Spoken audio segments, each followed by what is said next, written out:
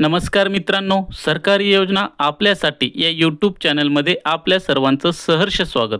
आज आपण अवकाळी पावसामुळे शेतपिकाच्या झालेल्या नुकसानीची भरपाई 4 जिल्ह्यांना मिळणार आहे। कोणत्या जिल्ह्यांना किती निधी आणि निधी वितरित कशा प्रकारे होणार आहे याची संपूर्ण माहिती या व्हिडिओमध्ये दिलेली आहे।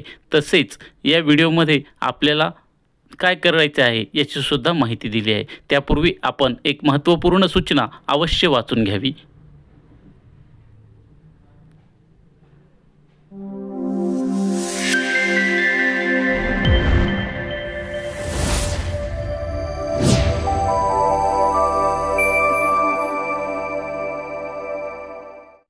तर मित्रांनो, आपण सन 2022च्या पावसाळी हंगामात सततच्या पावसामुळे अतिवृष्टीच्या निकषाबाहेरील झालेल्या शेतपिकाच्या नुकसानीकरता शेतकऱ्यांना विशेष बाब म्हणून मदत देण्याबाबतचा शासनाचा आज 10 सप्टेंबर 2024चा आपण GR पाहणार आहोत।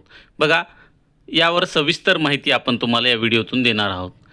सन 2022च्या पावसाळी हंगामातील सततच्या अतिवृष्टीच्या निकषाबाहेरील पावसामुळे झालेल्या शेतपिकाच्या नुकसानीकरता विशेष बाब म्हणून सर्व विभागीय आयुक्त यांच्याकडून प्राप्त झालेल्या प्रलंबित निधीच्या प्रस्तावामधील बाधित शेतकऱ्यांना वर नमूद अनुक्रमांक 2 मधील शासन निर्णयान्वये निश्चित केलेले राज्य आपत्ती प्रतिसाद निधीच्या सुधारित दराने व निकषानुसार एकूण 1500 कोटी फक्त इतका निधी जिल्हानिहाय वितरित करण्यास संदर्भ क्रमांक 3 शासन निर्णयान्वये मंजुरी देण्यात आली होती। तदनंतर ज्या जिल्ह्यांना मंजूर निधीपेक्षा जादा निधीची आवश्यकता असेल अशा जिल्ह्यांनी त्यांच्याकडील संबंधित तहसील कार्यालयाकडून अचूक परगणनेच्या आधारे उर्वरित लाभार्थ्यांची माहिती प्रथम डीबीटी प्रणालीवर उशिरात उशिरा 28/2/24 पर्यंत भरून द्यावी।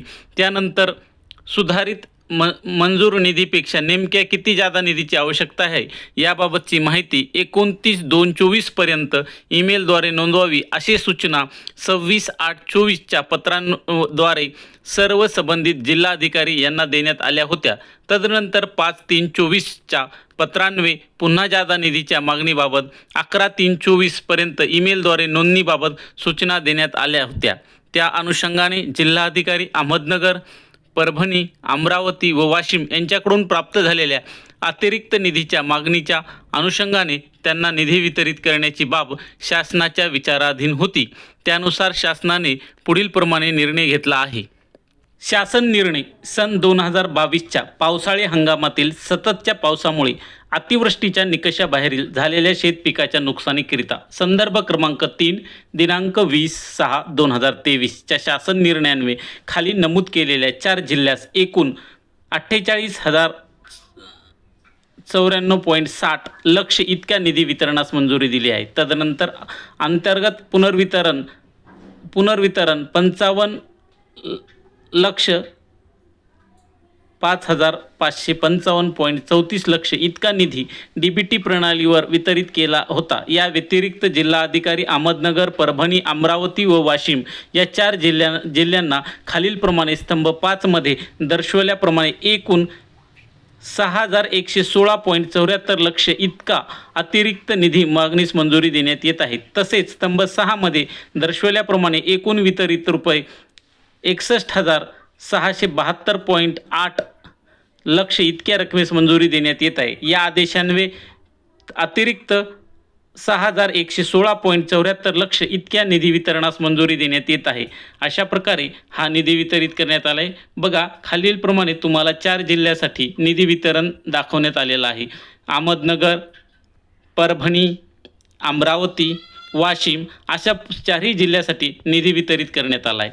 बघा, त्यानंतर आपण उपरोक्त तक्त्यात दर्शवल्याप्रमाणे कार्यसन म 11 यांनी आवश्यकतेनुसार 6,116.74 लक्ष इतका निधी वितरित करावा। सर्व संबंधित जिल्हाधिकारी यांनी वर नमूद अनुक्रमांक 1 मध्ये दिनांक 24 जानेवारी 2023 अन्वये सूचित केल्यानुसार या प्रस्तावांतर्गत असलेल्या शेतपिकाच्या नुकसानीच्या सर्व लाभार्थ्यांची माहिती विहित नमुन्यात तयार करून ती संगणक प्रणालीवर भरावी।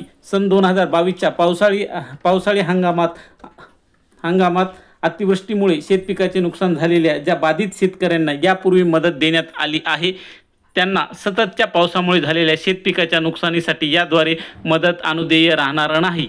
यास्तव संगणक प्रणालीवर बाधित शेतकऱ्यांची माहिती भरताना दुरुक्ती होणार नाही व राज्य आपत्ती प्रतिसाद निधीच्या निकषाचे पालन होईल याची खात्री करावी। वरील निधी खर्च करताना सर्व संबंधित शासन निर्णयातील सूचनांचे व निकषाचे काटेकोरपणे पालन करण्यात यावे। संदर्भीय क्रमांक 2 मधील दिनांक 27 मार्च 2023च्या शासन निर्णयाने राज्य आपत्ती प्रतिसाद निधीमधून द्यावयाच्या मदतीचे सुधारित दर मंजूर करण्यात आले आहेत। या दराने व निकषानुसार 2 हेक्टर मर्यादेत मदत प्रदान करण्यासाठी वितरित करण्यात आलेला निधी खर्च करण्यात यावा। ज्या प्रयोजनासाठी निधी मंजूर करण्यात आला आहे त्याच प्रयोजनासाठी सदर निधी खर्च करण्यात यावा। लाभार्थ्यांना मदत वाटपाची कार्यवाही पूर्ण झाल्यानंतर लाभार्थ्याची मदत व मदतीचा तपशील जिल्ह्याच्या संकेतस्थळावर प्रसिद्ध करण्यात यावा। या आदेशाद्वारे तसेच यापूर्वी वेळोवेळी निर्गमित केलेल्या आदेशाद्वारे नैसर्गिक आपत्तीमध्ये शेतकऱ्यांना दिलेल्या मदतीचा निधी बँकांनी कर्ज खात्यात अथवा अन्यथा वसूल करण्यासाठी वळती करू नये त्याकरता जिल्हाधिकारी यांनी सर्व बँकांना आवश्यक त्या सूचना निर्गमित कराव्यात। त्या सर्व सूचनांची अंमलबजावणी करण्याची जबाबदारी संबंधित जिल्हाधिकारी यांची राहील। सदर निधीत करण्यात येत असलेल्या खर्चाचे लेखे हे संपूर्ण माहिती कोणत्या प्रकारे कशा प्रकारे निधी प्राप्त होणार आहे यामध्ये दाखवलेला आहे। अशा प्रकारे 4 जिल्ह्यांना मदतीचे वाटप होणार आहे। व्हिडिओ आवडल्यास लाईक, सबस्क्राईब आणि कमेंट करायला विसरू नका। धन्यवाद।